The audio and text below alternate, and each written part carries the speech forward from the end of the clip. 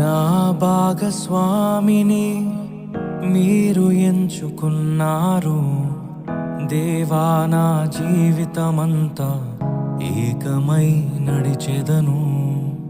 నా ప్రియునితో నన్ను జతపరచి ఉన్నారు దేవా, నా జీవితమంతా ఏకమై ఉండెదను.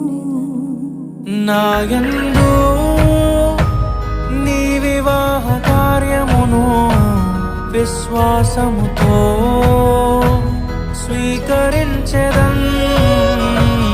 నా యందు నీ వివాహ కార్యమును విశ్వాసముతో స్వీకరించెదన్.